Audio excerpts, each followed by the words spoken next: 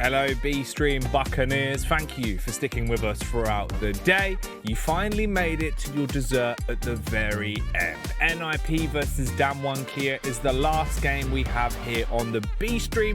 We'll then have the rematch straight after going down on the A-Stream. So back-to-back glory is what is going to be coming up. The two boys that will be popping up next to me, though, of course, are Tim and Des. Still staying alive, still trooping. It might be 3 a.m, but both of you are looking dashing. Tim, how you feeling, mate? I'm feeling all right. We're getting there, Jackie. I mean, it's been a wild stream. We've been through the whole cycle. We've had big games. We've had close games. We've had a podcast. We've had everything going on. Des, you were enjoying the podcast. Is that still, ringing back? Are you still thinking about names?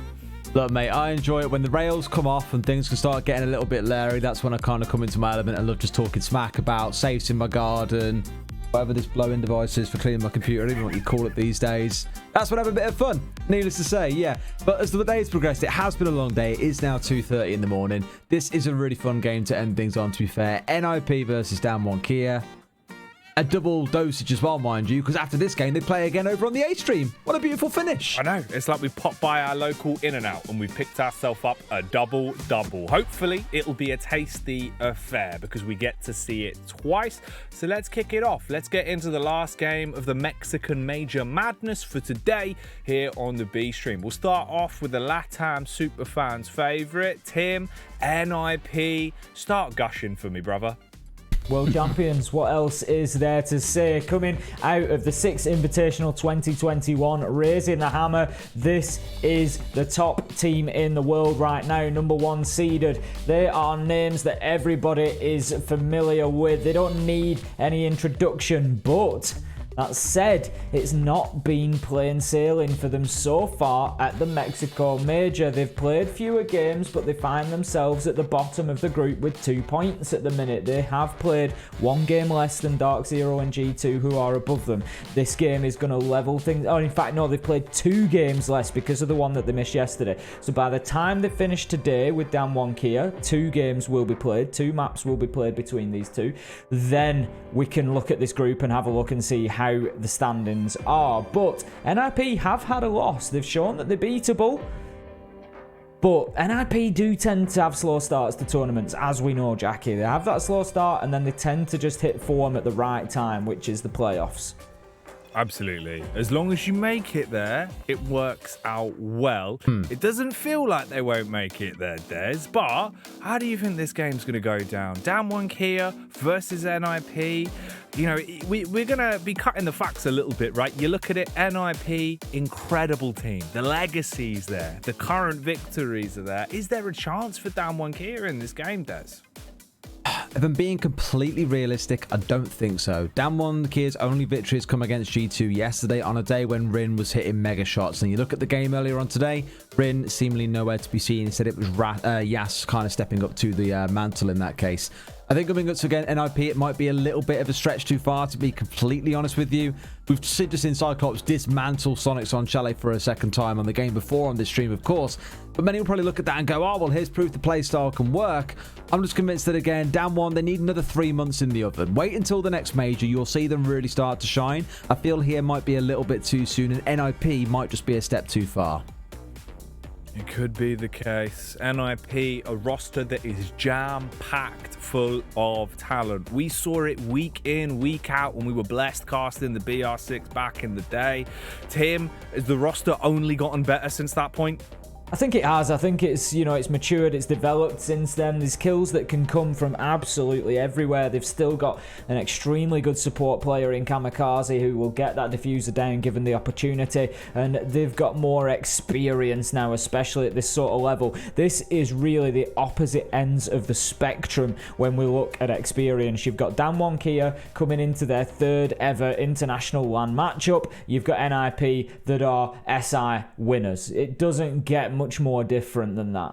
Yeah, super weighted in favour of the Ninjas. But we'll forget about them. We'll let them lurk back in the shadows for a little bit, Des, and we'll instead focus on the APAC side, of course. DWG KIA. If we're thinking that they're definitely going into this as the underdogs, where are those keys to victory? What do we have to see fall in place for them to try and take this? To me, a lot of it's going to come down to the aggression, right? Don't shy away from the play style. It's almost kind of the same mistake the Cyclops made back at SI, was, trying to adapt to other teams, play their way of playing, stick to what you know. And ultimately, it's worked out pretty well for Damwon Kia so far. Why change away from it? They have got some highly capable gunners. We saw Rin go absolutely nuclear yesterday, dropping 19 kills. Yas, phenomenal game earlier today as well. They've got the capability to step up and really deliver. So if nothing else, just don't want to see them shy away from something that makes them successful, and that is their own play style that they've been working on in APAC. It may not be enough to bring down NIP, but at the very least, hold your heads high and stick to that play style that has been so successful for you so far. It does really feel like they're a team that need everything to go right to have a chance to win this one. And as you said, there's a player that needs to be putting in that groundwork is Rin. Huge performance earlier in the group stage. If you can pull it out here again today, then maybe there's an opportunity, Tim. Is there a chance though, really, when we're looking, obviously, the big iron wall that comes down when you face off versus NIP, when all of a sudden you're getting blown to bits by Julio, you're having everyone just popping off. Do you think even with Rin playing well, they could really get themselves into this game, Tim? I mean, it's David and Goliath. There's no other way of billing this. That is the reality. I've been a big supporter of Damwon Kia. I will remain a big supporter of Damwon Kia. They struggled a little bit against Dark Zero earlier. Rin really didn't get into the game. He can be a key factor here. If he can get himself going like he did yesterday, then yes, Damwon Kia could maybe be a little bit more competitive. But honestly, I think it's going to take even more than that for them to take this NIP team down. You got to remember, NIP have had an overtime win and they've had a loss. They know that, and they know that they need wins. They're going to be looking at these two games and thinking, this is 6 points we should come away with. And that's no disrespect to Damwon Kia, but NIP know that they need to come away with those points to start guaranteeing themselves being able to move on in the tournament. So they're going to come into this with a real focus, and that's not going to make it easy for Damwon Kia. You're right. At that point, they need to just absolutely obliterate them, secure those points and secure themselves a chance in the playoffs. That's what they want. I'm sure there'd be a lot of raised eyebrows if somehow NIP didn't get there. In terms of who we predicted going forward for this game, though, let's start to have a look. What were the predictions for this one, boys? As you'd expect, we've all gone with NIP. Yeah, fair enough. I mean, for you two, it's expected, right? I guess on my side, I explained it earlier on. I don't know if Damwon Kia are really up to the task here. 3 more months in the oven, they'll be a finely cooked, well, nicely done slow pork steak or slow pulled steak, that sort of thing. But for now, needs a bit more time, like I say. And I think NIP, this is the kind of game they should look at and say, right, guys, this is an easy 3 points here. Obviously, got to consider that it has been a long day for a couple of these teams, that they have got a double back-to-back to play against Damwon Kia. So maybe there's a surprise waiting somewhere. Even if it's into overtime, would steal a point away from NIP, and for Damwon, that would be a big victory in itself. Yeah, even just as a benchmark to prove a point there, you're going up against NIP on LAN as well. That's the added caveat to this result. Right? You can always look back on and just say, look how well Damwon Kia have performed in that environment. NIP looking fired up. It might be late at night for us, but the fire is burning strong in Mexico City. Tim, an interesting question I wanted to give you is, where do you reckon this is going to go? Last best of one, getting into that veto. Can you give me an on the money prediction? I don't think that NIP are going to want anything too wild here, if I'm honest. I think they're going to just want to take it back to basics, go through, lock it down. I keep saying this, Clubhouse, Oregon, I think it's going to be something pretty default, because I don't think NIP are going to want something like a coastline where there is that chance for the banana skin, the slip up that could happen. Honestly, to be fair, if you're slipping over banana peel, it all really does go downhill quite quickly. Your back gets hurt. You can hit your head, Des. It's a nightmare. It is one of those. I won't lie, my headset cut out for like half of that 7, so all I heard is you fall down somewhere and crack your head, and I was like, whoa, where the hell have they been for the last 10 seconds in that conversation? Instantly back to the podcast, talking about banana peels. Everyone's like, what's going on again? All right, well, I'll tune back in at the right moment, I guess. Then, I mean, Coastline's off the board, Chalet's taken away. Oregon's also being removed here, so we are kind of whittling it down to Club. I'm looking at Consulate being the one that maybe you step onto as one of those more standard maps.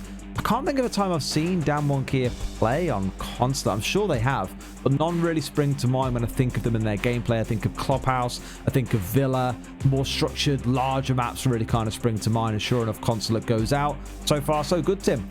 Yeah, I think so. Like I said, pretty standard, nothing too exciting. I think we'll see Villa go. Clubhouse or Cafe, I would expect to be out of those three where this one's going to throw down. And that is good for NIP. They're a very good Cafe team. They know the way around Clubhouse. We've seen them have some real wars on Clubhouse. So I think Damwon, if they're smart, will get rid of Cafe because NIP really are very accomplished on that map. Oh my. The Clubhouse pick coming in. I think, what's this? Our second Clubhouse we've had throughout the entirety of the B stream at this point? Yeah, second in 2 days. Nice. All right. I mean, in terms of nostalgia for me at least, NIP on Club back in the day, they were good, but to a certain point, they became quite predictable. We saw many teams being able to anti-strat them based off of just how many officials they had played on it.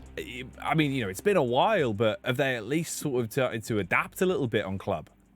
Well, this is the question, isn't it? There is a wealth of information out there for NIP on Clubhouse. Are they going to bring anything different? I think they probably will at this stage. I don't think we're going to see, rinse and repeat the same thing that they've been doing for sort of 6 months on Clubhouse. Interestingly, I've just noticed on the lobby as well, Des, we've got Katsang back in for this one. Ooh, what a time to make a return as well, right? We know that obviously he was out ill for a couple of days. Hopefully now back at full form. And the thing is, Roy Boy hasn't played bad, actually. A really good standing, so shout out to him for his performance so far. But now the gang is back together. The A team is reformed. Hopefully we do get a good performance out of them, but I still think NIP might be a bridge too far. Well, it also seems like the case is from the community that they're backing you up on that one as well. Only 44% of the vote going for DWG KIA, so a bit of an edge in favour of the Ninjas. At this point, Tim, though, I feel like it's got to be done out of respect, right? Reigning champions, they've been looking good. Hopefully, they'll give you some glorious moments here on the mic once again, boys, as we are ready to kick it off. Clubhouse, last best of one of the night. These two teams will be fighting back to back, so this result matters. Take it away, lads. Thank you very much, Jackie. It is the last game of the evening of our longest day. We've had it all today, Tim. Fantastic banging matches, a podcast. What more can you ask for, Des? What more can you ask for? I know, right? True Twilight. They really want to see the ponytail, to be honest with you, mate. That one's honestly, Des. I don't even know when that moment's going to come. I mean, we've even been to an SI Grand Final now, and I didn't feel that was special enough. Be bringing that one out. That's it, mate, and plenty more to come in future, I'm sure. For now, it's going to be Clubhouse between these two teams. Let's see if there's anything special that can come out, because let's not forget, this was the map where Damwon had the run-of-the-mill with G2. Really gave them something to think about yesterday. So NIP running a bit of a risk stepping back in here, but hopefully it pays off for them. Capitao going to be the opening ban from NIP there, taking down somewhat of an unusual ban, to be fair. I think there's maybe a little bit of a thought process there, obviously. Maybe aim towards DWG KIA, or potentially aim towards keeping CCTV a little bit safer, as Capitao is an operator that can be used against that location quite often. Thatcher will follow as our second attacker. Capitao's always the spicy one. I talk about seeing it for like G2, who really enjoy employing that operator. Thatcher, as we know, become incredibly popular for a good number of teams. Here it's the Damwon ban, followed up by the Mirror. Capitao is the ban coming from NIP against Damwon. Have we seen them make use of the Capitao that much? I don't think of Damwon KIA when I think of Capitao. It's not the first thing that springs to mind.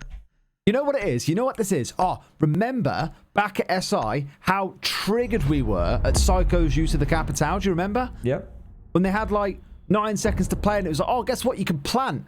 No, we're going to go for kills Just instead. The Capitao in. with the plant in hand, vaults through the window from Garage into CC, goes charging up towards Cash, dies in the door, and like, what are you doing? Doesn't do it just once, Tim. He did it twice. He did. It was an interesting plan of attack, trying to get in there and get the kills. They had man advantage as well. Definitely an opportunity to get the diffuser down, but chose not to. Chose to play for kills. And the thing is, it's easy for us. We're sat here. I think there was a little bit of fear of potential nitros underneath and things like that could have been played for denial. But as I recall, it didn't really work out in their favour. Now we'll see if they have a better day today. NIP starting out on the defence. They're going to be going to Church and Arsenal to begin with. Capcan just traded out by Psycho. They're going to be bringing along the Valkyrie. So there's going to be some information game getting played here from NIP.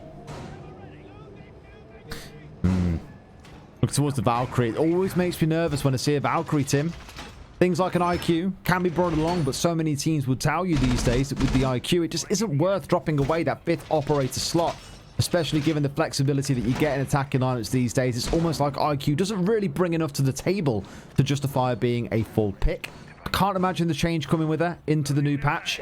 Let's not forget that she has the ability soon enough to ping through walls. She also gets a small icon on her screen that tells them what the icon is that she's currently hovering over. That's nice, but I think more something you're looking towards in ranked than strictly in pro play. Yeah, I'd agree. I think, you know, the comms at this level, it shouldn't really be too much of a... I think, you know, the reason that we're looking at IQ and that sort of a change is she can see those gadgets but can't really impact on them directly. So without giving her some sort of option to shoot them through walls, which, you know, I don't think we're going to see, that's another way of doing it. It's saying, you know, here's a way of giving your teammates that direct information, and so it sort of just allows her to impact more directly. But when you're looking, you know, at that reasoning for pro teams, their comms should be good enough that they can say exactly where they are. They're going to have names for the default positions of gadgets. You know, they'll just be able to say, oh, it's in this position, and that's it. They'll know the angle to shoot onto it. So you're right. I don't think it'll have a drastic impact. Or you indicate rough idea, right? Oh, it's on the west wall in gym, like southwest corner, that sort of thing for an evil eye. I remember back in the day, Meepy, when he used to play on Team Secret, God, that's a real throwback, would often say how on maps like Consulate or on Clubhouse, he would get on the IQ and be shot calling from above, essentially. You know, oh, there's gadgets here, which means they're set up in this place. They've got an operator playing loosely around here. It would be useful as a really good IGL tool. So, although it's kind of limited in use case like that nowadays, I'd say there's a lot more value in bringing, say, a Flores. Maybe we'll see it creep back up in future. Potentially.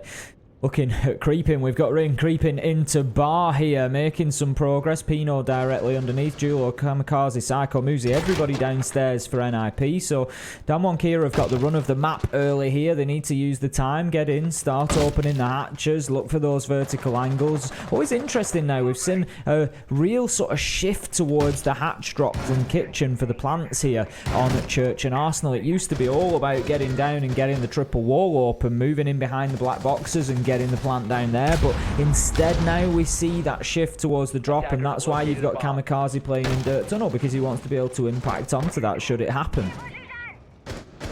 Looking towards the potential setups here as well. One looking at Woogie, that is looking at going down inside of Dirt. Potentially we've seen the damage that can be done from that spot, both for defenders and for attackers. And one big focus on trying to get this kitchen hatch opened up.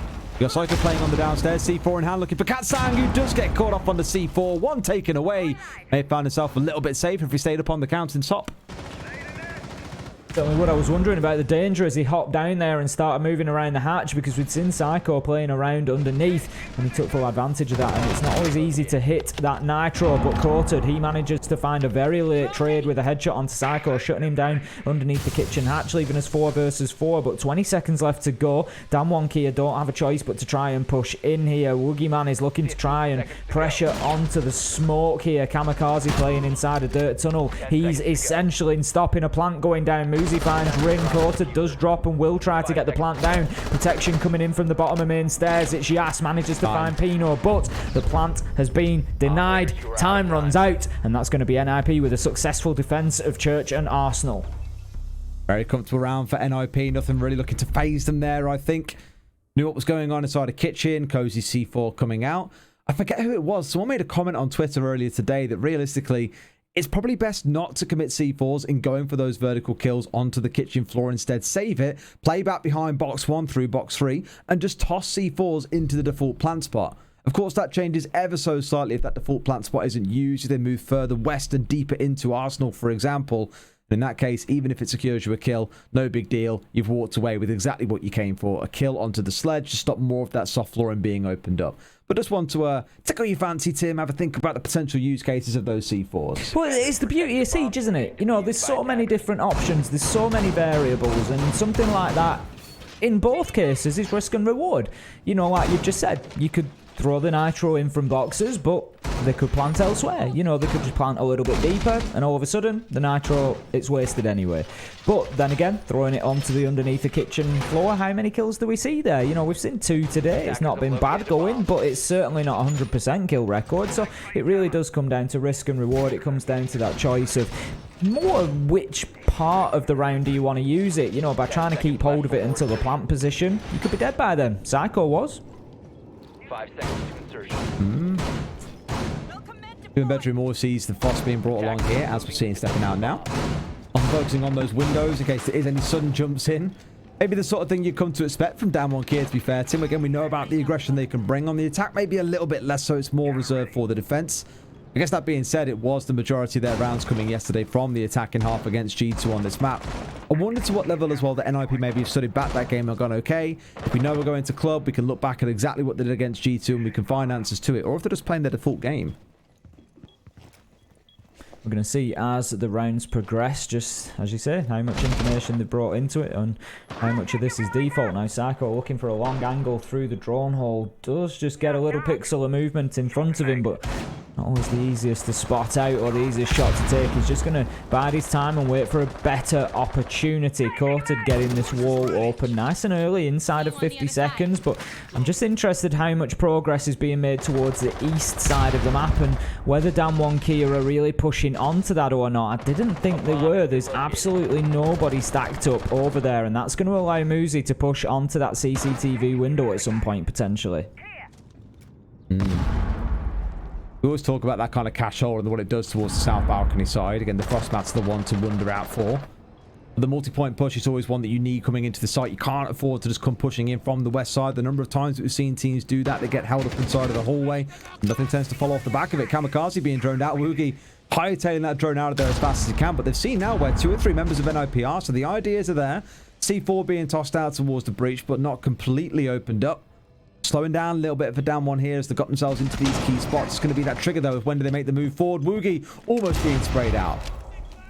Psycho just holding tight angle after tight angle there, and he's not going to find a kill with it as of yet, but he has taken a lot of damage off Woogie. Coming into the final minute, DWG KIA looking to push in towards site here without any kills, pushing into the 5 guns of NIP while they're all sat waiting is not going to be an easy thing to achieve. Kamikaze just holding down logistics hatch. Julio looking to get mobile here and provide some cover, exactly what he does. Kill onto Katsang, but Rin finds one jumping in through the window, shut down by Julio. It's all about him. Kamikaze finds one. Julio again, could be a third on the round. It is. Can he find a 4K? No, just going to dip away, but it's all up to Woogie Man. Low health, diffuser down, very unlikely. Pino shuts it down. Triple kill from Julio on the round is really what pushes that one over for NIP.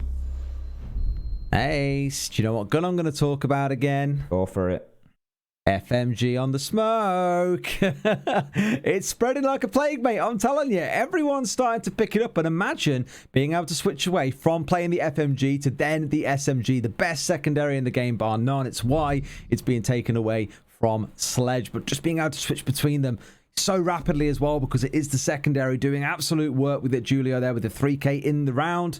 Beautiful stuff. NIP, another convincing round. Down 1, they did try and go for that burst through the south windows, the push in from the west at the same time, but it was a little bit mistimed. Didn't really work out the way that they would have wanted. So here they're going to say, right, enough is enough. Bring in the Monty. It's time.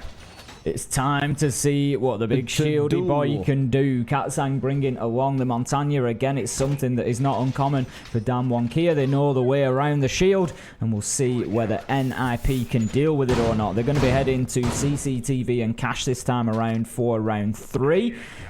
DWG KIA last time, I think they come unstuck from just trying to push from one side there, to be honest with you, Des. I mean, it's...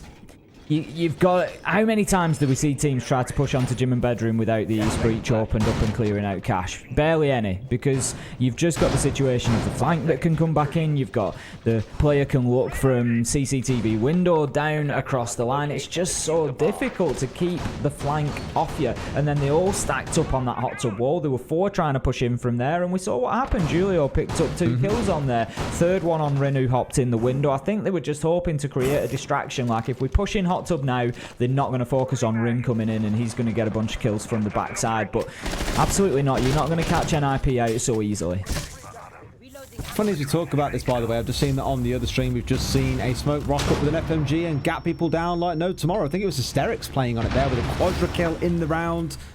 Feels like, you know, Citizen stepping onto it, Leon Geared stepping onto it, Hysterics doing it, saw it there a second ago from Julie as well. A mix of players really picking it up between the kind of supportive or more flex-based players and those that also like to play the more aggressive entry roles. I'm really enjoying that kind of new breath of life that we've seen given to Smoke so far. Yeah, it's always nice to see the evolution, to see a change in an operator, especially one that's been around for so long and we know exactly what to expect from them, and just seeing it sort of mixed up and used in a different way. Like you say, it's always fascinating, always interesting, brings a new angle. Now then, NIP quite well spread out here. They've got 2 in the garage, 2 on the construction side, so they're not wanting to allow anything easy.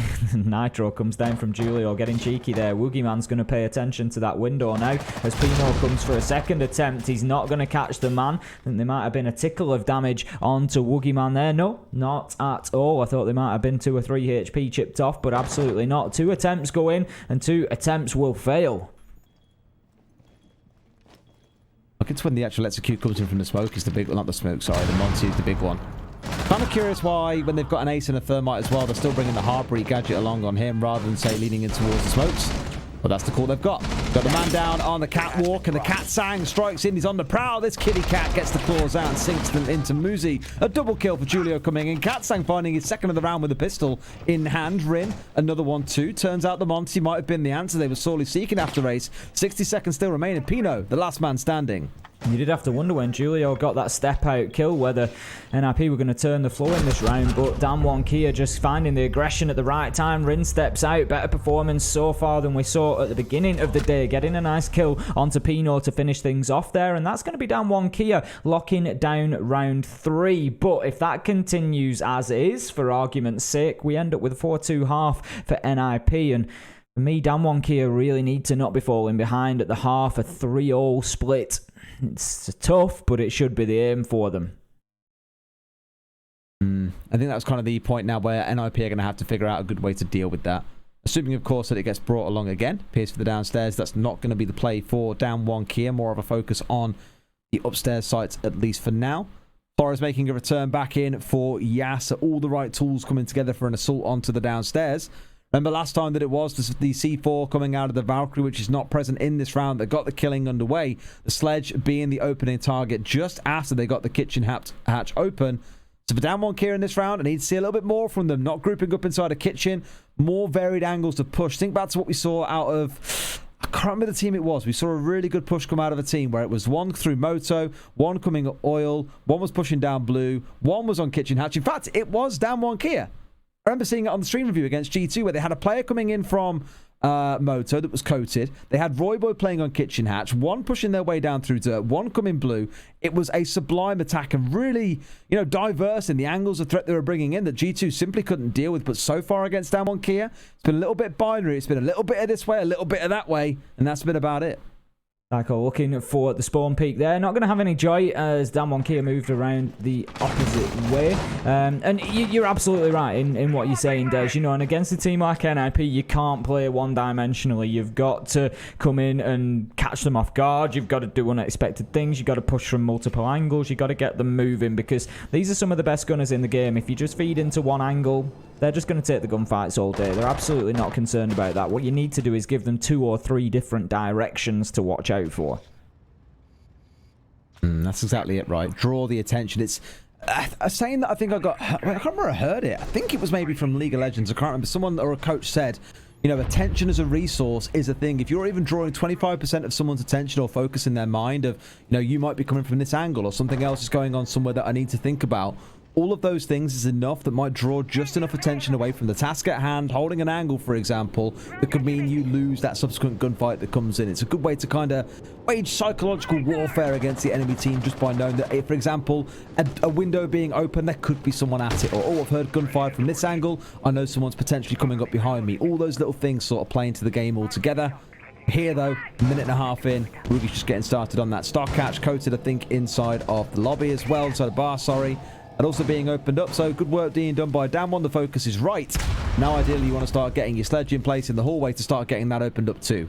I like what I'm seeing from Damwon. They're not taking it for granted that the map is clear, even though NIP left it clear for them back in round 1. They're making sure to go in. Due diligence is there. Make sure that they are clear. Yas comes down from the top floor, having given it a sweep over. And so they get in without losing any lives. They've got plenty of time. Still 1 minute 30. They started working upstairs. In comes the Rotero drone. They're just using that to open lines of sight. We've seen this before, used like Sledge.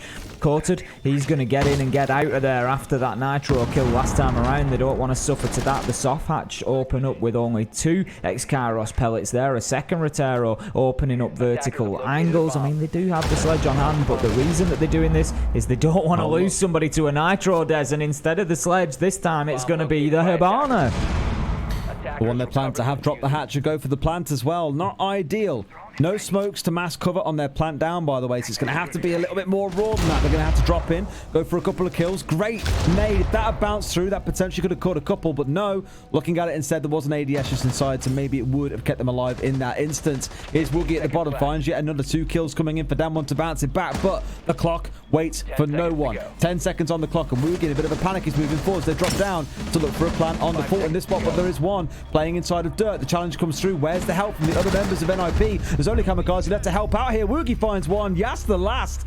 Damwon do win the round, and for NIP there, I feel like they let that one go, Tim. I think there was a few mistakes on the side of NIP. I'm questioning Pino's positioning particularly. We saw him just completely exposed in corridor, trying to challenge onto the bottom of main stairs, and Woogieman stepped out and said, yes, please, I'll take that kill all day. I just felt like Pino had found himself in no man's land. There's nothing wrong with challenging onto the bottom of main stairs, especially if you know there's somebody there, but why not take any cover at all? Get yourself behind boxes, make it a peek. Don't just stand there in the open. You're asking for exactly what he got. Trouble. It's one of those where, like, I don't want to take it away from Damwon KIA. I know there are a lot of fans in the chat as well. It's not so much that they aren't playing well, but that feels more like an NIP slip-up than so much a Damwon KIA strong attack. They had the right idea, but again, I'm worrying about the kind of pace of execution in some cases. They had the right angles covered. They made sure that Arsenal was clear before they went for the drop, before someone pushed down main, for example. NIP maybe letting that one go a little bit too easily. Let's see, though, how Gym and Bedroom shape up, how they position themselves on this defense. There is no Frost on side this time round, but you are seeing that Valkyrie back on side for Psycho. If nothing else, NIP know that they are in a game here. If we look back to round 2 when NIP successfully defended Gym and Bedroom, the problem was that Damwon KIA pushed completely from hot tub wall, basically. There was Rin jumped in through the window at the southeast screen now, but other than that, all 4 members tried to push in through that hot tub wall, and it just didn't happen. Julio shut them down, and it was just trying to push in through a small, hard breach gap. It just wasn't ever going to work. What I want to see this time, Damwon KIA, get yourself out to that east side, breach in through the wall, try to clear out Cash, put the pressure on. Don't let Muzi just sit around and fall back to site. Make their lives difficult, make it very uncomfortable for them. Push onto site when there's only 3 members of NIP left, rather than what we're looking at with a full 5. Give yourself the opportunity to get those kills. Absolutely. See how it shapes up in this round. If anything can change out attacking lineup, not all that different for the side of DK, dropping away the ace in favour of bringing the Maverick here. The Hibana from the previous round is gone. Kind of rotating between the 3 hard breaches, which I find really interesting because a lot of teams will tend to just stick by the same 2 across the whole map, and in some cases, especially in the APAC teams, I lean more towards the Japanese ones than the Korean ones, admittedly, but the Japanese teams, especially in APAC North, lean towards bringing all 3 hard breaches along and around. Coated, the opening kill onto Kamikaze this time round. A good start once again for Damwon KIA, coming in with a strong presence in the beginning of the round, getting themselves an opener this time. We had an opener from Woogieman back in round 3 as well, which was a round that they were able to go on and win, so they'll be looking to use that man advantage here again.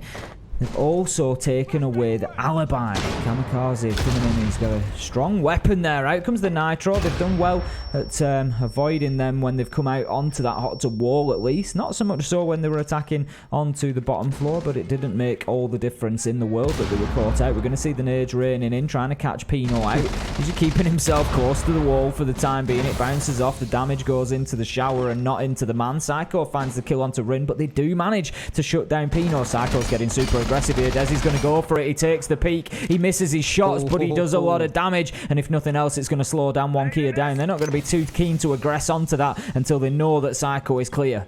A bit of a kicker there, I think, on Psycho's side, knowing that he's basically put a whole mag out towards Woogie, but the dancing shoes were on. Woogie refusing to be tagged out by that one for too long.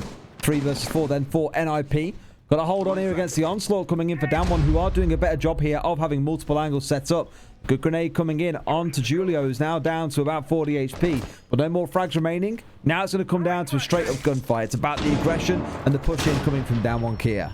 Muzi not wanting to shoot the drone out, and it was a good decision. It kept him quiet, kept his position. Unknown Psycho manages to trade out Courted, who found the kill onto Julio. Katsang has no opportunity to get in here, and he does so. He's going to get the kill onto Psycho, who gets caught out on the cams very late in the round. This player's dead. Why is he on the cams? Yes, he's going to get in there, start getting the diffuser down. It's all down to Muzi, but shut down by Katsang. Big play, big round from him, coming back into the roster for this game. And Damwon, they take another round, 3-2, and find themselves in the lead now. Damwon Kia going extremely well.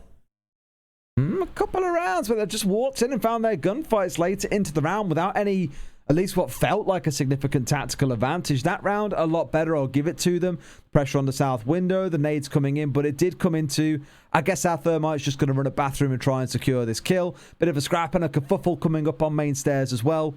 Little back and forth here and there that ultimately Damwon Kia came out on top in. Psycho might well be ruining the fact that he didn't manage to find that kill onto Woogie when he swung himself out onto the west breach at the same time. DK looking to close the half out strong here, bringing along that Monty once again. I'm surprised that Psycho was on the cams with 15 seconds left to go, Des. There was members of NIP that were... I know there's a lot going on all at once, and it may well be that there were too many cameras to cover. That, you know, there may be a reason for it. Sometimes it's easier and quicker to just see the view yourself and see what's going on, and then you can react to it. But Psycho leaving himself completely defenseless there, and when he's covering the master bedroom window, that is a problem. I mean, maybe he just thought nobody was going to push from there, so there was the opportunity for him to take a quick look at the cams, but I'm sure it's something that they're going to learn from. Yeah, hoping so. That's the point, isn't it? The evolution throughout the game, just figure out what's going on and adapt to suit. This is this last round of the half. That one to be down 3-2 is going to be a surprise for those that might just be tuning in late to see what's going on over here on the B stream. Because don't forget, this is essentially a preview of the next game. In fact, it is essentially a direct preview because these two teams will move over to the A stream, will play on the big stage. So here on the B stream, once it's done, they'll move over there. That's where the final game of the day will be played out. And the thing is, Des, imagine that game if Damwon Kia have picked up the win here. That's going to be absolutely massive because NIP are looking for points. They've only got 2 so far. They've taken a loss and they've had an overtime win. But they are sat bottom. Granted, they've 2 games to play. But if they come away from 2 games with 1 point, 2 points, that's not going to be enough. That's not even going to get them up into second because let's not forget, it's Damwon Kia who will be picking up the remainder of the points. So that's going to keep them ahead of them. Big problem potentially for NIP. Damwon Kia have got themselves ahead on the attack. They're looking to finish that off now. They've got a final attack onto Church and Arsenal, which is a site that they managed to win back in round 4. It's 3 rounds in a row for Damwon Kia now. And they're going extremely well. This is time for NIP to do something about this. Last time there was a few silly challenges from NIP. Pino stepping right out into that corridor and leaving himself exposed was a little bit of a catalyst within the round. So I want to see NIP just play this a little smarter. There we go. Nice and smart from Muzi as he gets that opener. He's got to get himself a second, and he certainly does. Really? Shutting down Rin, just absolutely spraying him down with a headshot. And this is better from NIP. I'm not sure what Rin's plan was there or what on earth he was aiming to get done, but that definitely wasn't the... Wait, what? Really? How? That was miles in front of the shield. I don't know if he dropped the shield down or something like that, but that's one of the ones you look at and think, surely Katsang backing away, should have been able to walk away alive. Another kill coming out for Julio, and to be honest with you, this round looking pretty convincing, Tim. Not a single death coming through yet. Maybe 1 or 2 fights that you look at and go, damn, one really should have walked away with a kill in that situation. Not quite to be the case. Coach is the last man left alive. He's not long for this world. 2 come up main in case the trade needed, but Muzi collects the kill. A flawless round to round out the half. I mean, you can be forgiven for, you know, losing the opening kill to Muzi. he's an absolute demon in the gunfights. We know that, but taking that second peak, you called it at the time, you got to ask the decision. You got to question that decision there. He's at the top of blue stairs. The likelihood is that he's going to rotate himself back downstairs. You can hold an angle on the garage door. You know he's not come out of there. He's more than likely going to go down and try and hold on to blue corridor. What you don't want to do is feed a player like Muzi, because given the opportunity, he's going to just take kill after kill after kill. He's got a 3k in the round there. He's closed it out for NIP, who come out.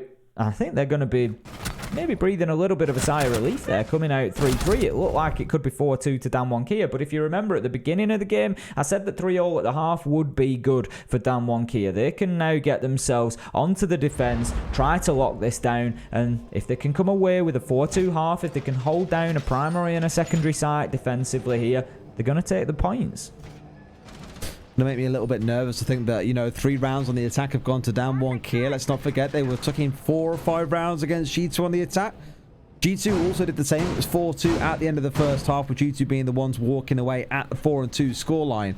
So for NIP, I'm really hoping their attacks on Clubhouse are pretty fire, Tim, because they're going to need it. They are going to need it. And this is, I keep saying, don't sleep on DWG KIA. This team has got upsets in them. And this could be another one. There's a long way to go yet. 6 rounds potentially of regulation time, depending how they progress. But the first couple of defences here for DWG KIA are going to be particularly telling. It's going to be interesting. If they can get this lockdown Church and Arsenal, they've got the roam, they've got Rin on the Vigil, they've got the Hatchers soft, so there's the potential to move quickly back to site. I don't know how much of a commitment they've made up to the top floor. They've got the Mozzie and the Mute, so they've got the operators for it, and that's exactly where they are. Yas and Courted on the top floor. So NIP are going to have to commit to a full map clearance. Yeah, we spoke about this a lot earlier on today, didn't we? The SSG roam, and gave a bit of a run through their idea being you hold the top floor, there's some reinforcement on the ground floor. No castle being along, so only the 3 pieces of Exodia being summoned into this game, Tim. Instead, opting towards having the Valkyrie on side plus the Melusi, I imagine more for the prevention of a rush. And wouldn't be surprised if Katzang, as you see him flicking through those black eye cameras right now, is using them to get some kind of gauge on where NIP are in case there's a rush down through dirt, a rush down through stock into blue, for example. Yeah, I've seen some teams making good use of the fact that if caught off guard, this does essentially crumble and it forces a retake strategy to have to be employed by the defending team. I like it. They're being prepared and making sure they've got the answer.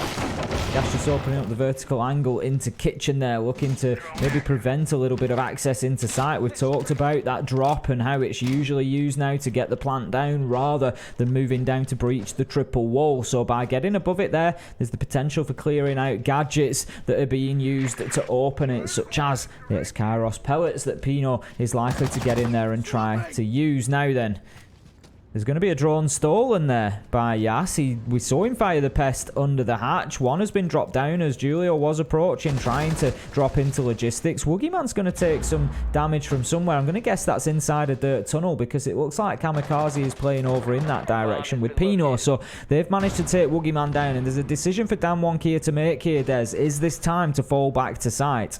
Bomb located by attacker. I think at this point, when you've burnt through 2 minutes and you kept most of your players alive, got a kill, yep, good time to head away.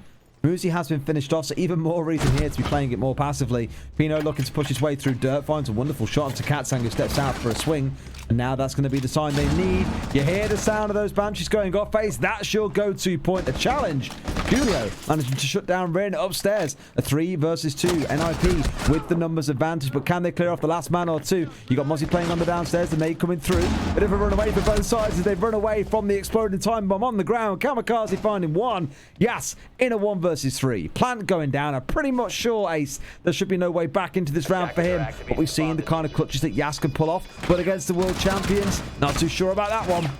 Takes a beautiful shot onto Julio to start things off, though. 1v2. He's got about 30 seconds to find these second 2 kills. He knows there's a man playing boxers. Finds the kill. 1v1. Yas is low health, don't forget. This all comes down to Kamikaze. He's the support man, but he finds the head. Yas just exposing himself above the rotation there. Kamikaze closes it down.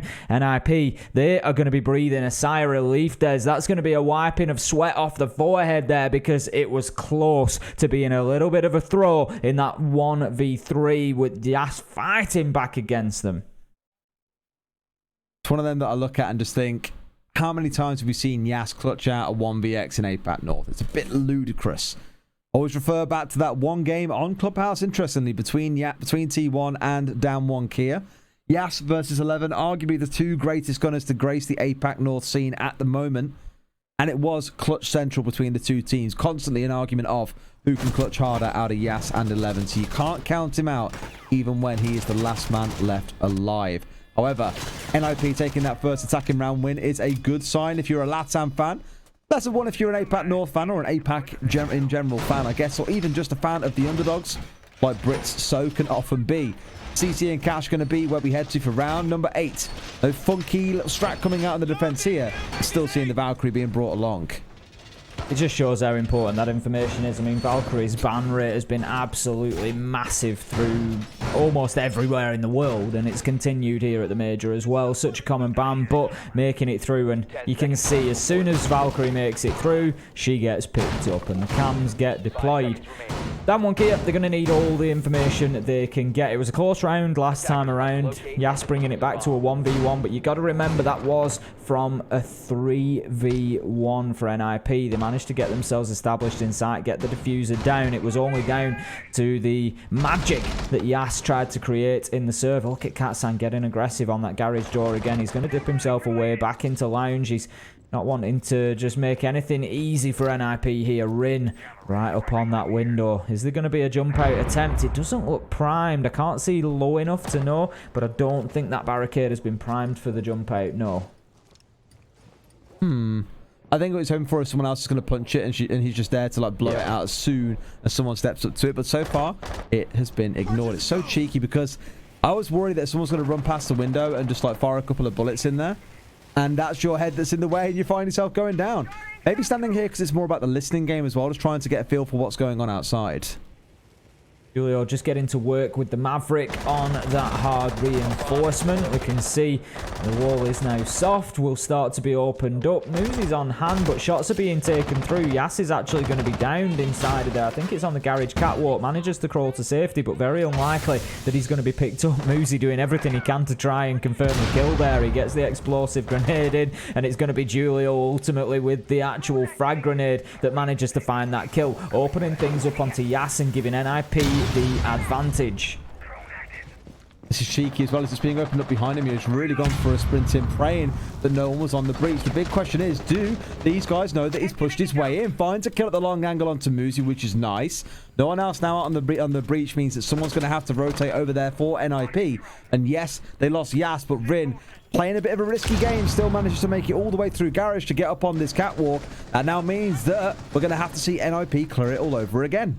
Rin needs to be very careful here. I'm not sure if he's aware that Psycho's playing underneath, and one false step here, one mistake is going to leave him exposed. But look at how he survives. Psycho gets flashed out by his own team and can't hit the shots, so Rin lives to fight another day. That is a serious piece of luck for Down 1 Kia as they manage to get a couple of kills as well onto Peanut and Moosey, and that leaves us now in a 4 versus 3 in favour of Down 1 Kia. 35 seconds to play with as well isn't a ton of time. Look how much time Rin has wasted up here as well. Oh my god, the step up and finds one. Does finally get traded back out, but Rin there has done so much work. 60 seconds wasted for Down 1 to now be in a 3 versus 2.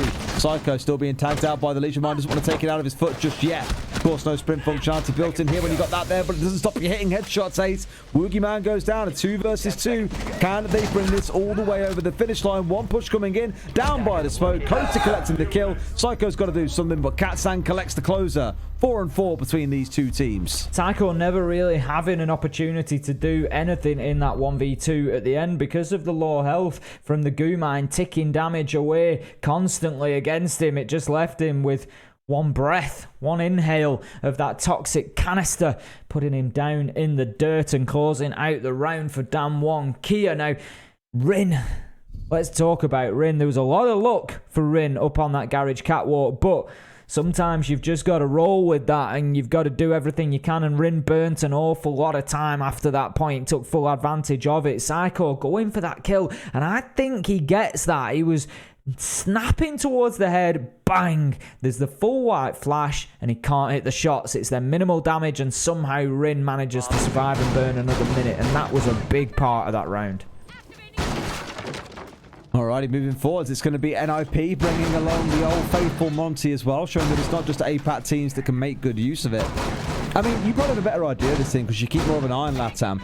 Does Psycho play the Monty a lot lately, or is it more something that is kind of part for now in the shape of the new meta? It's difficult to say through stage 2, but as you say, the LATAM teams aren't scared of shields. NIP aren't really a team that necessarily bring it an awful lot. We've seen Julio use shields quite a lot. He's generally the one that I've seen previously bringing the shields along.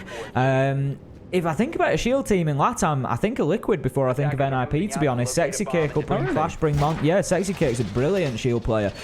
Clash, Monte, either or, doesn't matter. And I would say I've definitely seen them play it more than NIP. I know that back in the old days, Psycho was kind of the shield player. It's like you had the 4 horsemen of the apocalypse around the world. I think it was Mint in NA, we had Pengu in EU, Psycho over in NIP, and Luna Metal across in APAC. They were kind of the 4 known shield players around the world. So it's not like Psycho's a stranger to it. Oh, Psycho's definitely, like I say, it could well have been playing him through stage 2. I do keep on top of the games, but as with everything, don't have time to watch every single one of them. But yeah, no, like I say, it tends to come down to Julio or Psycho. Now then, Muzi comes in and finds a kill onto Rin. He's not going to survive or have any luck inside a garage this time, and that is a big start for NIP. For all intents and purposes, a pre-fire coming out there, although it did turn into more of a when I see him, I'll shoot. He had a drone in lounge, which you saw just behind Rin, which he seemingly wasn't aware of, and it was a super freebie coming in for Muzi. If he'd lost the gunfight, I'd be more shocked than anything. Either way, entry kill onto Rin, who now sat at 6 and 8, has gone down in almost every single round so far. Not having a bad game by any means, but being picked off that early in the round does remove a lot of threats from the DWG KIA side. And someone pointed this out to me earlier on, which is really quite interesting. When you look at Cyclops, they're a team that will put every single man out on their own together. They'll commit to a really aggressive hold out towards the external sides of a building. On the side of DWG KIA, really, you're looking at Rin, you're looking at Yas. They're the 2 players that are your big, aggressive fraggers, and they tend to roam in isolation. It's not like you ever really see them roaming together. So, although APAC people look at and go, yeah, it's an aggressive region, you are right, but one team roams as a larger group, one roams in isolation. Yash just tried to make a smart play into the oil pit there, but was picked up on a drone by Kamikaze, and we just saw all the guns of NIP focusing on the top of those stairs.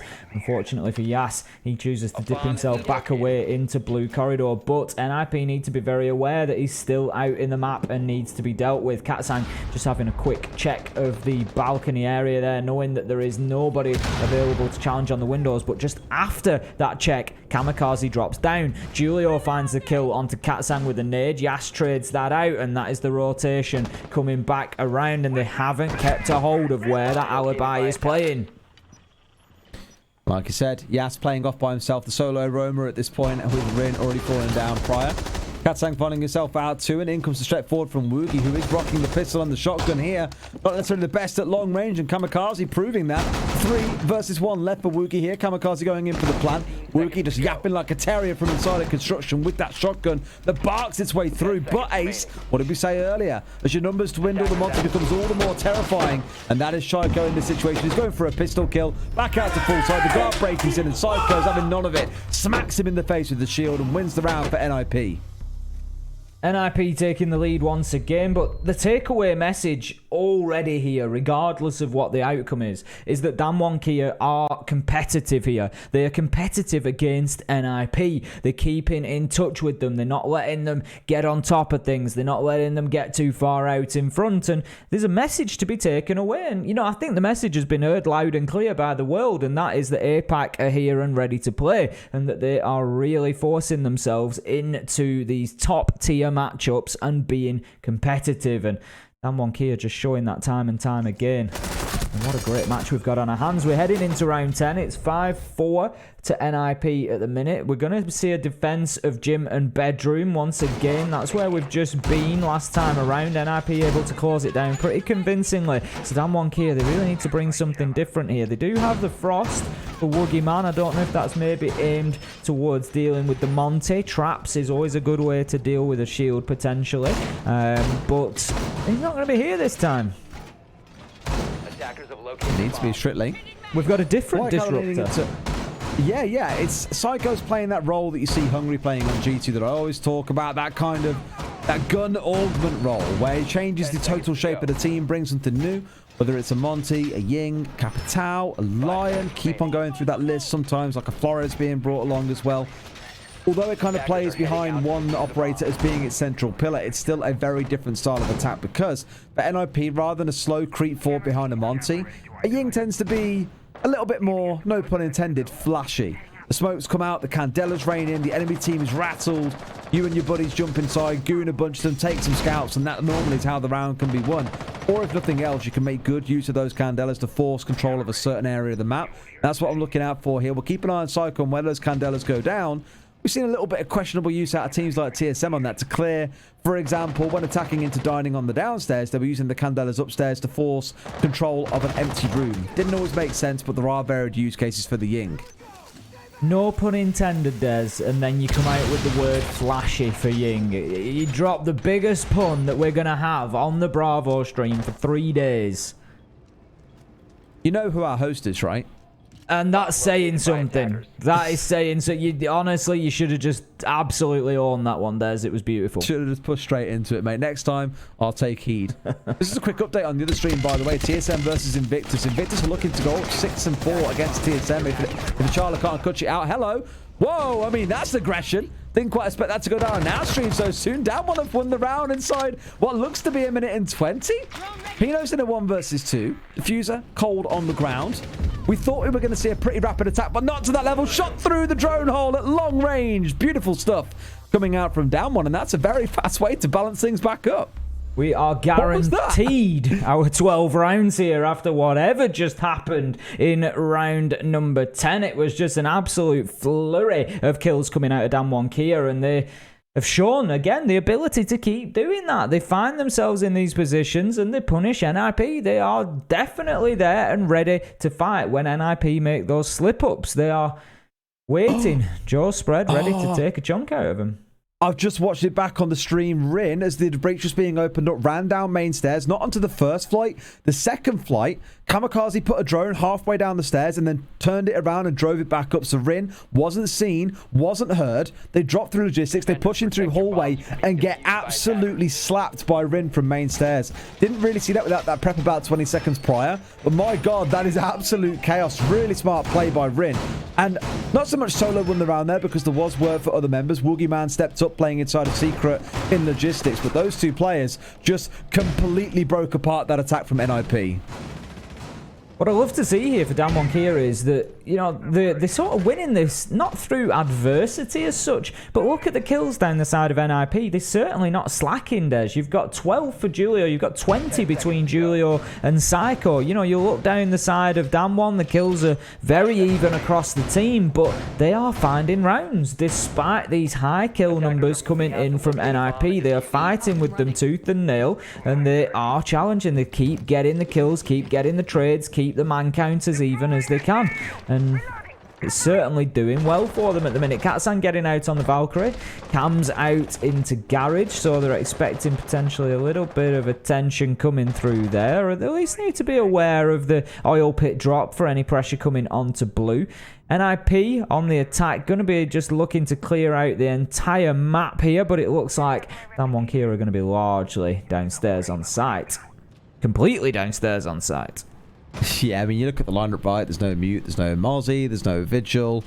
Maybe you can see towards a Legion and a Jaeger going off on the roam, and I fully expect you will see that, given the two players that are playing those operators, Rin and Yas, those independent roamers that we spoke about. CAG, the kind of team to commit to a full-style team roam, where, as on the side of DWG KIA, it's much more about the individualistic players. Bar control is in the hands of NIP, as should be the rest of the map. They need to be careful with Katsan playing underneath Kitchen. He's just moved away for the time being, but it was something that NIP were certainly the benefactors of when they were on the defense, able to pick up those Nitro kills. This time it's going to be Yas actually moving under there.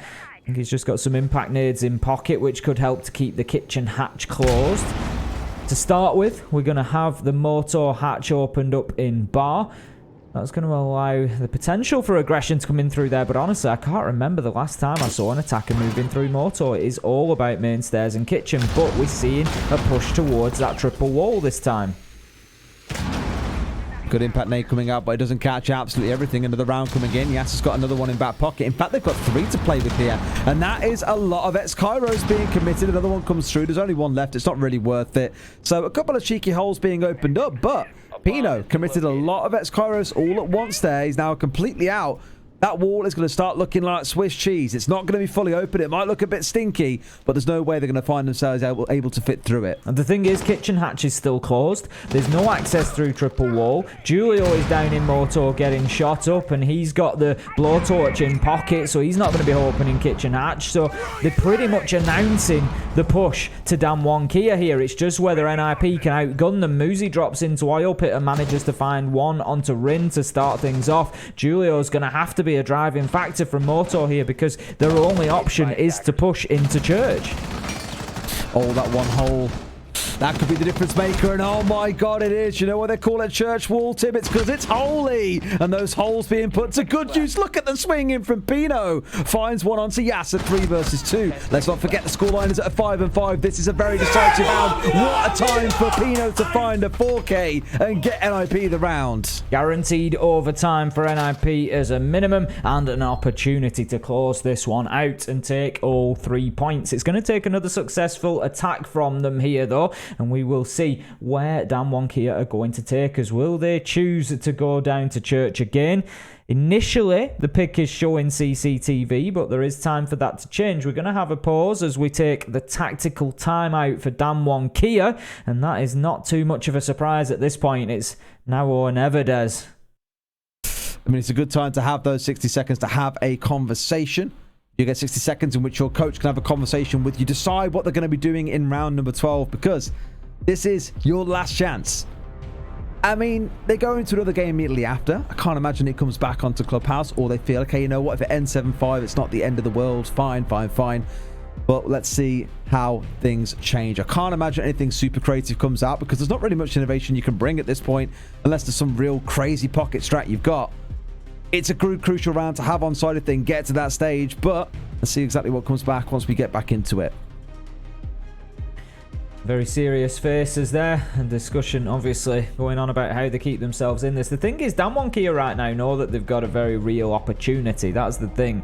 If they can take this to overtime, get any points off NIP, it is big in terms of the group standings, because they're ahead of NIP. That's what you've got to remember. In terms of points at the minute, they are ahead of them. So, you know, they're in a position whereby they can potentially stay ahead of NIP coming into that second matchup that will be played over on the A stream after the conclusion of this one. So it's also about that mental game as well. Push them, maybe take the win off them. Maybe that second matchup goes a little bit differently. You've got them beat up at that point. You can start applying more pressure. I think the site we're stepping into, by the way, is going to be a repeat of the downstairs. On the attacking side, triple hard breach coming out for NIP with the Twitch and the Zofia. On the defensive side, same old for Rin and Yas, or it was for just a second, was going to be the Legion and the Jaeger, but I think Yas has just changed over. Maybe it's looking towards the Alibi, along with the Maestro, the Valkyrie, and the Smoke, things that we've seen enough throughout this half so far. It's all about... This is no longer just a tactical timeout, by the way. It's more technical now. Yeah, I think there's an issue that's just being addressed at the same time here. But yeah, I think, you know, looking at what happened last time around, NIP shouldn't really been winning that round, as you know, ultimately they didn't get the triple wall open, they didn't open the kitchen hatch, they didn't really have any ingress onto site other than single doors. They just managed to use those to the best of their ability to find the kills, and they can't be allowed to get away with that realistically. The difference here is going to be, I don't see NIP making those same mistakes again. I can't see them being in a position where they don't have kitchen hatch and they don't have triple wall open and they push in a single door. I can't see that being the case. So if anything, I expect the difficulty factor of holding on to this to be even greater for DWG KIA. Worth noting as well, why there was such a long timeout there was immediately after DWG KIA's tactical timeout, NIP called theirs. Both teams having them back-to-back, may as well shoot them all in this one round, and I'm thinking potentially that's part of the big brain play that might be coming in, because Psycho here stepping across onto the Monty, the 6th pick coming in for Yas away from the Legion and moving over to playing on the Wamai. Kind of limited on options here, Tim, to deal with that Monty is what I'm fearful of, but part of me also really wants to see Woogie and Yas just yeet a bunch of those impact nades at the Monty and hope it does the job.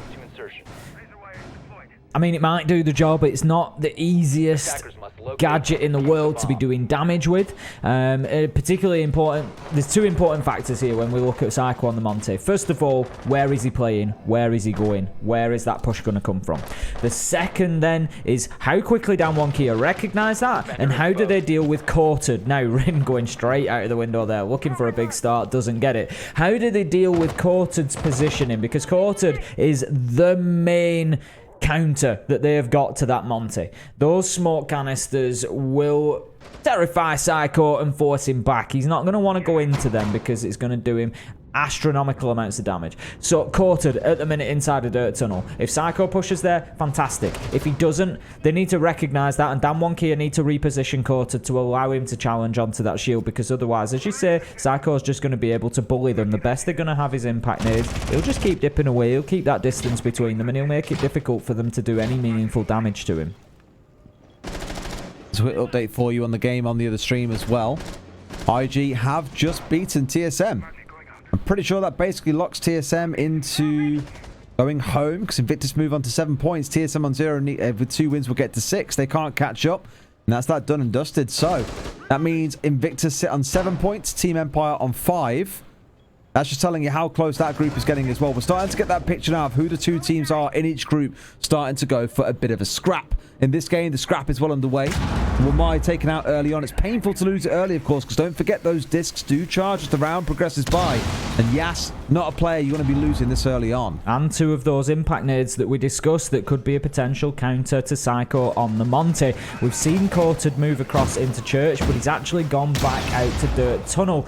Not sure if he is just tracing this Monty's progress. They knew that he was on main stairs, so he moves down into Church. They know that he's then moved out of there and he's likely to push Dirt Tunnel, so back Quartered goes. He needs to hold on for as long as possible. 58 seconds. This is late to be pushing the Monty into Dirt Tunnel because, of course, those Toxic Babe canisters can burn about 30 seconds. So the longer this takes, the more that Quartered is going to be able to hold the Monty off for the entirety of the round. They need to find a kill onto this smoke. What's going on? Here he comes down. Hello. Hello. Coated? I mean, you gotta hear the Monty coming, but Psycho gives his life away. That's a little bit unnecessary. 30 seconds left to go, and that's a big play from Katsang. 2 mistakes coming in there, and Katsang doubles down, finds 2, Kamikaze and Julio, and all of a sudden, this is DWG KIA's round. Katsang could have an ace here. 15 seconds left to go. He's got the 4K. Muzi is up above. He's gonna take the hatch drop. He finds the kill onto Katsang. Surely he can't close this out in 8 seconds. He gets one. It's 1v1. He can go for the diffuser, but he doesn't have time. He knows he needs to find the kill. Woogie Man doing everything he needs to keep himself alive and then find that final kill. We are going to overtime. Tell you what, mate, we have been blessed by overtimes today. Jackie in both the games he stepped in to cast all 15 rounds. Me and you here, overtime, overtime, overtime, overtime, all the way through. It just shows how close this major is. That's the scariest part, right? We came into this saying, realistically, DWG KIA, probably not really in with a chance, but we did say, you know, if they could get 1 point in an OT loss, you'd be pretty happy with that one, I think. At this point, when you're at the 6-6, why not just take the whole thing? Just go all the way through. Try and walk away with the lion's share of points. They've got 2 points here. Again, that makes this group all the more spicy. Because as it stands right now, let's not forget, NIP were 4 games behind others in their... Sorry, 2 games behind others in their group. If they walk away on like an OT loss in this one, suddenly that chase towards G2 or towards Dark Zero ain't so clear-cut. I just don't know what happened down in that dirt tunnel, Des. I just don't know what happened down in that dirt tunnel. Psycho moves in, gets an absolute freebie onto Quartered. Quartered somehow doesn't hear the shield coming down behind him, which is one of the loudest operators in the game. He gets an absolutely free pistol 1-tap onto the head. But then it just feels like Psycho gets a little bit too aggressive. There's still 30 seconds in the round. We often see executes onto Church and Arsenal with 15 seconds left. You know, there's not a rush at that point in time. But he sees the opportunity, he goes for it, but he loses that fight to Katsang, and then it just all falls apart because the aggression starts to push from Kamikaze and Julio. But without the Monty to take the focus, Katsang manages to find himself 2 more, and it's a huge play from the man who has just subbed back in. I had a bit of headset trouble there, mate. So if you did say something really valuable at the end, it was super interesting. Super interesting. Oh, mate, it has to be. Like, everything you say is just magic, mate. You have to watch it back. Everything you say. Yeah, I'll have to check it out later, mate. See how it plays out. All right, then. Here we go. Carly being brought along by Psycho. Look, I mentioned he was the augment player, the one who brings along the interesting, spicy picks. Carly, I can't quite say was on my list of things to be picking up here, but if he can make it work, fair play to him. All the more power on his side. Outside of that, it is that triple hard breach again. So although I mentioned it's mainly the Japanese APAC North teams we see doing this kind of thing, NIP clearly really taking a liking to it as well. Callie being brought along there as the Thatcher alternative, just able to use that gadget to clear out any electronics which are placed close to the wall, and that was sufficient to allow Kamikaze to get the hot tub wall open. Attacking onto gym and bedroom, of course. Julio and Muzi pushing in together. They force Rin back with a little bit of damage as well to boot. So, NIP, they've got good control here, Des. They've got Pino joining on that side as well. That is now 3 operators sweeping through. They've forced DWG KIA back onto site, and there is still 1 minute 40 left to go. Slow and steady start. No real big panic on NIP's side, I'd imagine. Constantly, by the way, Psycho's been playing on this long angle. I think from spawn he had the one shot going across the top of the roof to try and get rid of the hatch. Had it to blow out a couple of the windows, just looking to play the more supportive role, at least initially. Will be of value if any of these walls are mute jammed off. Already got the west side open, mind you, so not really too much of a focus for them immediately. See how things step forward from here. NIP could do with finding themselves an opener here, get themselves a kill, and then start thinking about getting in for a potential plant. Yas playing underneath. And Julio is aware of that. The drone is going in. If he picks him up, you can just see, I think Yas knows that he's... Does he know that he's been spotted out? He's moved himself into bathroom. Julio's just waiting for the rotation. Muzi finds one onto Katsang meanwhile on site, and that could signal Yas needing to move back. But as he does, Julio could pick him up. Woogieman just waiting with the Ella shotgun on the tight angle. 35 seconds, and there's going to be a flurry of activity very, very soon. One going down to big one. Rin finds the C4 comes out. 2 big kills for down one. Pino on the south balcony is assumed position to be able to threaten inside. Kamikaze finds one. That south support would have been quite helpful for that purpose. Pino, in come the flashes. White screening up wherever he can. A grenade comes through, but coated. He's still digging deep. Yas finds yet another. Down one. Kia may have just found themselves enough to walk away with the round win. Woogie finds another. They're going to do it, Tim. They get to round 13 with a win. 7-6. One more round. They bring down the current world champions. What an outcome that would be, because we thought this game and the next would be really clear-cut in NIP's favour. I did. I thought that NIP would win them, but as I keep saying, I don't want to keep coming back to it, but DWG KIA have shown such great performances so far. They're coming in here and they are hanging with the best in the world, and they are beating them at this point in time. They've got a match point opportunity now, and this is big, because coming into this, let's have a look how it stood. DWG KIA had 3 points. NIP had 2 points. So that would then mean DWG KIA have 5 points, move into second place. NIP only have 3 points, and so stay bottom of the table. So that puts even more weight on the next matchup that's going to be played out on the A stream after the conclusion of this one. DWG KIA have got a massive opportunity here. Tomorrow becomes so spicy then, because both DWG and NIP play against G2 tomorrow. And then DWG and NIP both play against Dark Zero after that. So there's a lot to look forward to tomorrow in this group as well. Constantly back and forth entertainment. And I know when we were looking at the group 3 or the day 3 games at the start of day 1, we were like, oh, you know, day 1's the main day for the big games. I think now tomorrow on the B stream, things really start to spice up. It's certainly looking that way, because we're going to have a lot of these decisive matches.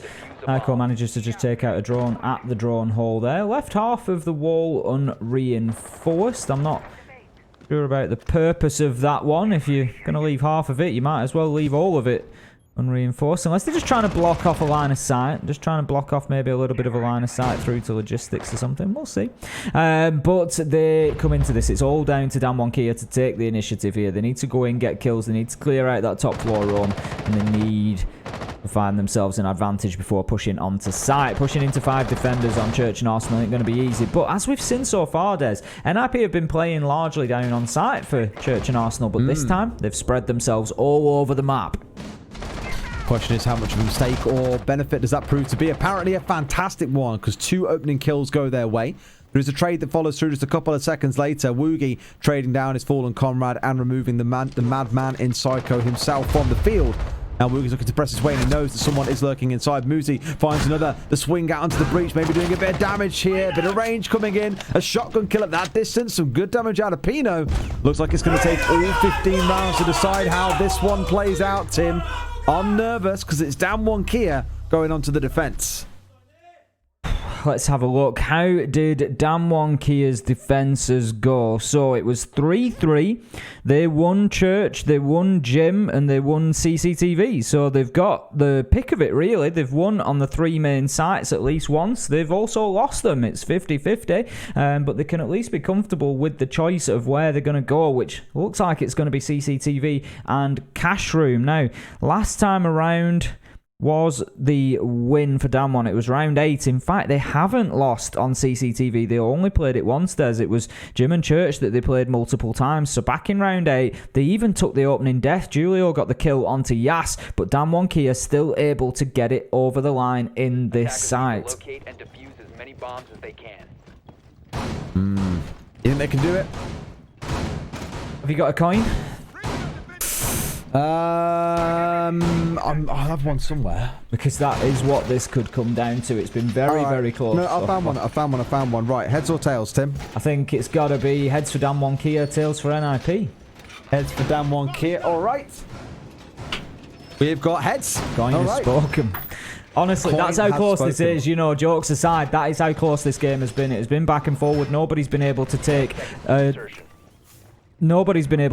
real advantage here in this one, and it's not going to be an easy finish for either of them. They haven't seen anybody with more than a 1-round lead all the way since round 2, where NIP came in and got the first 2 rounds. Since then, it has been 1 round either way. Hello to the gang on A stream. Welcome over to the B stream madness, where yes, your eyes do not deceive you. The world champions NIP are being, I don't want to say terrorized by Damwon Kia, but definitely being challenged pretty strongly. Damwon on the defensive side have definitely got the advantage given what the history of this map has told us so far, and they've even got the Clash to do a little bit of bullying. And you lucky chaps over on the A stream are also going to be seeing this game moving over onto your beautiful stage in Mexico very, very shortly. So do stay tuned afterwards, which is where this game will then step across to being. A little bit delirious here in the UK. It's 4 a.m. for me, Tim and Jackie, but we're still going strong because the games have truly kept us energized throughout the day. Keep a close eye on where the entry kill comes in, because that really seems to be the avalanche factor so far throughout this day, Tim. Rin just bunkering down on blue stairs. Now then, Katsang on the Clash. This is an interesting choice. We haven't seen the defensive shield as of yet. We've seen a bit of Monty play. We've seen a bit of Monty success. But Katsang just trying to double down on that method now and get that garage catwalk locked down with the Clash. That could be a crucial battleground. The East Breach has been opened up quickly by NIP. And this is why they brought the Clash, Des, because they've struggled with the Monty from Psycho. And you can see exactly what happens. Clash is a direct counter to the Monty. Not only does the electricity damage through the shield, it also acts as a shield break as well, and it forces the shield away from Psycho's feet. It's going to be a big, big problem for NIP unless they can move that Clash. The Monty's going to have to go elsewhere. Monty is normally the go-to strong arm pick for forcing you way up onto catwalk as well. A player who maybe lay down there with a gun can't do very much about it, but here they can't do anything about him. The rotation's going to come and they're going to push their way up red. Rin maybe thinking about a jump out here, not yet pulling the trigger and saying, let's save, go for it, it's go time. See the Monty at the top of red, forcing out the first of those smoke canisters, backing his way down. But there's Rin, can't quite get both angles. They kill the Monty off. It's a 3 versus 3, Tim. Have they held on? We've got 45 seconds to play. Another one coming through. Pino now looking to try and challenge onto this Clash. Slowly having the life zapped out of him here. Down to about 50 HP, or will be in a second or so. A bit of a pause coming through. The guard break coming out, but the spin went for the 180 and gets knifed in the back. Not quite the one you want to be remembered for there. Unfortunately, Katsang, a 1 versus 2. Pino, can Can he do it? Because the world champions are about to lose out to Damwon Kia. APAC, a region no one put too much hold in, are about to do it. All it takes is one kill onto a low HP Pino. A stand-up, a shotgun blast, an SMG whiff, anything will do the trick. He goes for it, misses the first one, steps in a bit closer. 10 seconds on the clock. Got to make something happen here. Pushes it aggressively. The single shot comes in. Down one in this 2-game series coming up against NIP. Take the first win against the world champions. Once again, APAC, they surprise and they continue to surprise. And I think the whole world are enjoying this right now at the Mexico Major. There is absolutely no certainties when it comes to these results. And Damwon Kia come out with a massive win. That pushes them up into second place in the table. And it leaves NIP down at the bottom. Who would have thought it, Des? None of us. On this stream, all three of us predicted that we'd see NIP coming away pretty clear-cut winners. Pretty chaotic game, but NIP have had that flavour of APAC, a taste of chaos. And the thing is, Tim, again, they've got to go and play the same matchup again now due to the rearrangement from yesterday. That's definitely a spicy outcome. Can't wait to see if Damwon can do the double over NIP. Well, look at the NIP side now. You know, this is fascinating, as you say, because they look dejected. You can see that they did not expect to be losing that game. They've been pushed to the limit by Damwon Kia and ultimately lost out. And like you say, they've got a short turnaround time and they've now got to come back into it. That's going to be huge for the mental game of Damwon Kia. You look at, honestly, I think, I don't want to say so much ego, but a lot of international confidence that teams had coming up against APAC opponents, I think has been shattered. I love the upsets that we're seeing coming in. Cyclops, second place in Group A. Damwon Gaming, now second place here in Group C. Invictus Gaming, currently second place in Group D. Imagine if we have 3 APAC teams going out of the group stage. That would be something special. Of course, only matched by LATAM teams, because if I say no LATAM teams get through as well, I'm sure Jackie will be very upset. Let's get him back in on the stream as well. Jackie, that was one hell of a map.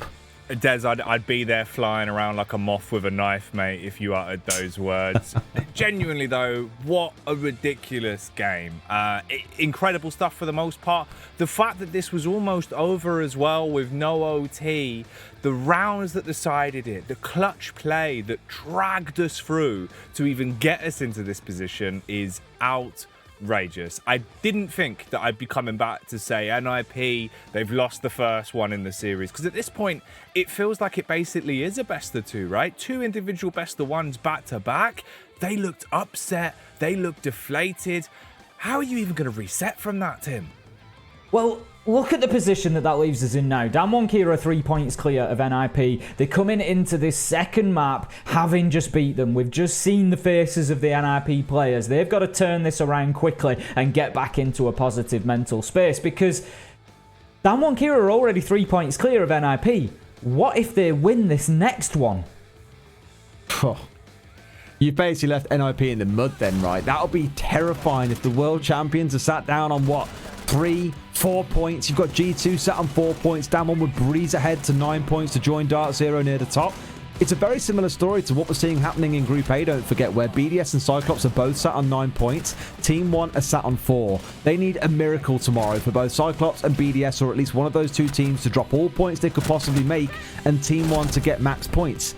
If NIP loses next game or lose in overtime, they are in the same as, if not a worse position than Team 1. And that is a ridiculous consideration to have, knowing the group they stepped into, where everyone said NIP walk out of this group in first place. It's madness. There was such a long period where I was constantly touting them as the best of Brazil. Now they're the best in the world, but they have just been schooled. Damwon Kia came out swinging. They had the jackets with the little elbow patches, Des. They were looking naughty. Dastardly plays the whole way through. Here's the interesting part, though. We get into the statistics for the series, of course. In terms of the frags, it was NIP that were miles ahead. Closely grouped, you could see everyone there performing pretty well. Kamikaze, the only player that wasn't above 10 kills. But apparently that didn't matter, Tim, because Damwon Kia, they just mopped up anyway. That was the thing. They just found a way. Even with a low man count, they still got in there and got the rounds. But, I mean, Woogieman and Katsang, 26 kills between the two of them. Katsang subbing back in. Obviously, he didn't play the game earlier today. So, got to be shouted out there. What a performance coming in from him.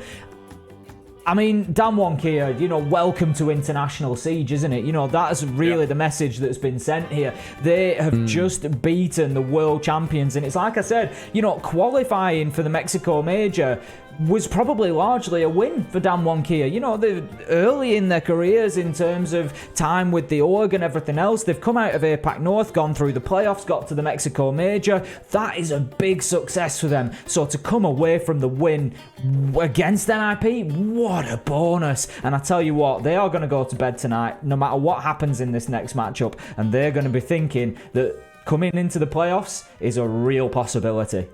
It's ridiculous as well, isn't it, Des, in the sense that we were kind of sat there, speculating, is there a chance? Is there a world where Damwon Kia get a win? Now, I think the conversation obviously flips onto the fact that they are going to play this exact game again on the A stream. We're wrapping up for the day, but do not go anywhere. If you enjoy Siege, go to the A stream because we're replaying this. Des, could we see a double-double? Is there a world, mate? Does it happen?